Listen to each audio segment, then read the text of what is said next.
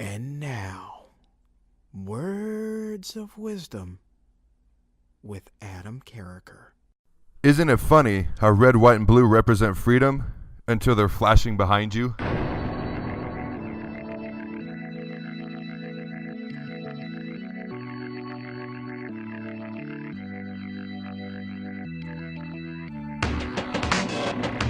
And we welcome you to Fourth and Pain, the only pro wrestling show to be hosted by an NFL player and a weight loss champion. He's Redskins defensive end Adam Carriker. Howdy. I'm former wrestling announcer turned weight loss champion Chuck Carroll, and this is Fourth and Pain. Be sure to follow us on Twitter at Fourth and Pain and like us on Facebook. And whatever else you do with your day, be sure to join us each and every weekday at noon, fourthandpain.com for fresh content. And as always, Adam, that content, low calorie, high energy. And frankly, I'm confused. Are we mediocre? Are we just above average? Or are we great? What are we at this point? I think that we're somewhere in the middle of all of that. We're a cornucopia of mediocrity that's not quite great, but good enough to be on the radio. That's how I would sum us up. So we're just good enough to, we're just good enough to take up 10 minutes of your time. Okay, cool. You know what? Let's just say we're good enough. That's lots and lots and lots of stuff to talk about today. We're going to talk about dream matches at WrestleMania as we are on the road to WrestleMania. If we can make any matches, old guys, young guys, whomever, face off in the squared circle at WrestleMania, who would they be? We're also going to get an update on the WWE side of things. Paul Heyman, Brock Lesnar, Vince McMahon, The Shield, John Cena, The Rock, everybody wrapped up in one. We're going to bring you up to date on that. But Adam, before we go any further, I want to start with the Super Bowl. Last Sunday, the Baltimore Ravens, they go on, they win the World Championship. And oh, by the way, by virtue of their win, you know I won the postseason pick contest. Thank you very much. I didn't even know we were still keeping track of that anymore, to be honest with you. Oh, how quickly you forget. I was not going to let this show start without mentioning that. I don't even think we're doing that anymore. That's so in the past. We're living in the past. Oh, you are such a sore loser. And and that is with you heading into Super Bowl Sunday in the lead. And you wanted to go with the San Francisco 49ers, but the Baltimore Ravens able to hang on and lead me, yes me, to victory. Hail to me. But let's start with not this past year's Super Bowl. Let's not start with last Sunday. Let's look ahead to next year, Adam. Let's look ahead and talk about 5 teams that you and I have come up with that we think could be in the Super Bowl next year. And let's start with the guys that Las Vegas is rolling out. They think that the Denver Broncos are in there. They think that the San Francisco 49ers are going to be the NFC candidates. Las Vegas, Adam, is saying that those are the 2 teams most likely to be in the Super Bowl next year. Do you agree? Well, I've got my list of 5 teams here, and I think we should just start out. You give your 5, I'll give my 5. And I didn't look at their odds. I don't pay any attention to that stuff. I know what I know, and I'm going to give the teams I think are going to be in there. All right, well, let's start with my number 5 team. I think that the Seattle Seahawks and Russell Wilson are only going to get better in the NFC. I think that this is a team that over the next year is going to be a true contender and maybe bring a title home to the Northwest, something that I know that you would like, having grown up in Washington. I'm sorry to say, Baltimore Ravens fans, your team definitely not destined to repeat. I'm on the fence, Adam, about the Atlanta Falcons, though. They are in my top 5, but I'm on the fence. I think that Tony Gonzalez, depending on what he does, that is going to be a big question mark. If he's back, I think that they can progress. If he's not, I'm not so certain. The New Orleans Saints also cracking my top 5 now that they're going to have Sean Payton back. They're going to be clicking on all cylinders again. I think that that's a team that's going to be a team to be reckoned with. And, of course, the New England Patriots are going to be on my list. Why? Because they're the New England Patriots. They're Tom Brady, and until otherwise proven, this is a team that is a perennial contender. I'm also going to include Colin Kaepernick, the San Francisco 49ers. This is my NFC team to beat. And yes, I do believe that Peyton Manning and the Denver Broncos are also destined to be in the Super Bowl. I agree with Las Vegas on that front. How does that stack up with your 5?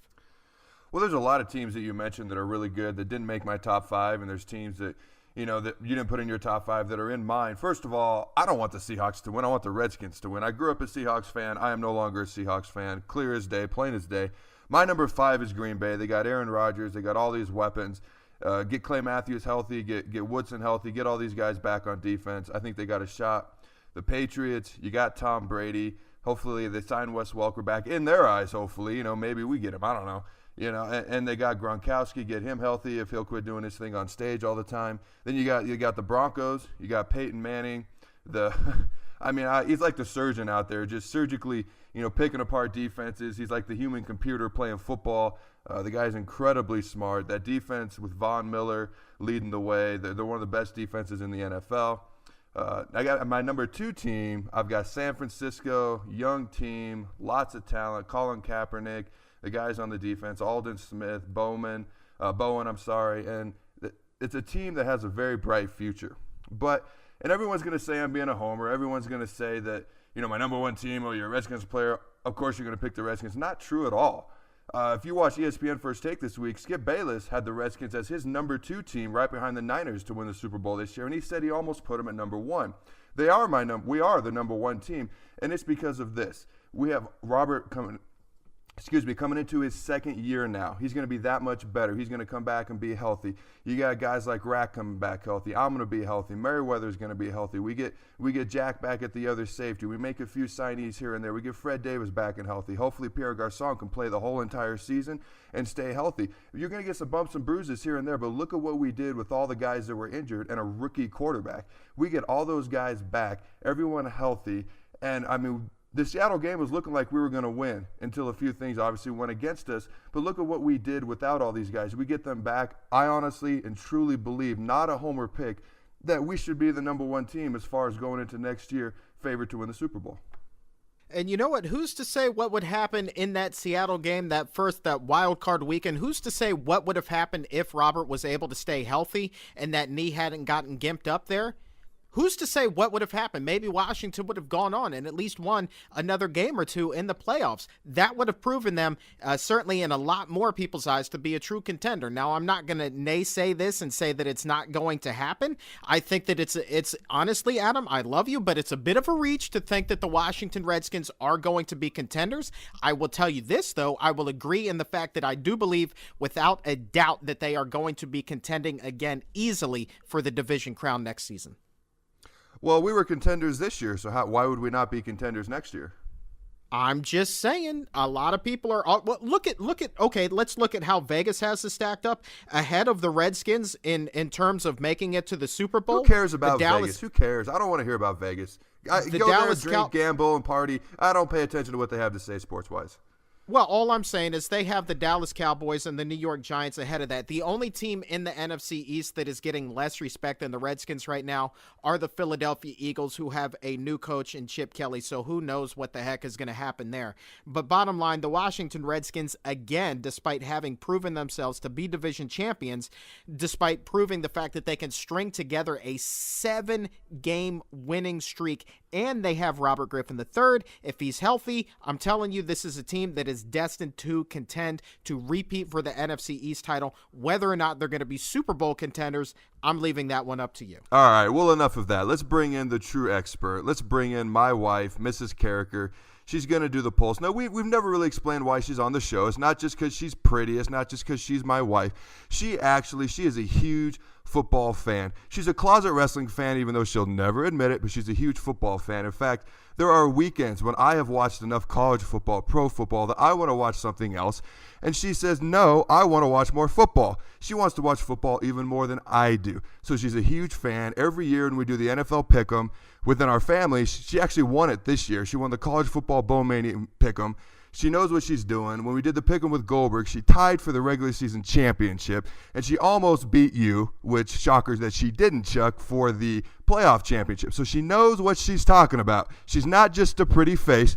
And so we are going to do the best segment of the week. I heard your hey, sorry, but we're going to do the best segment of the week. We're going to bring on Mrs. Carriker. How you doing, honey?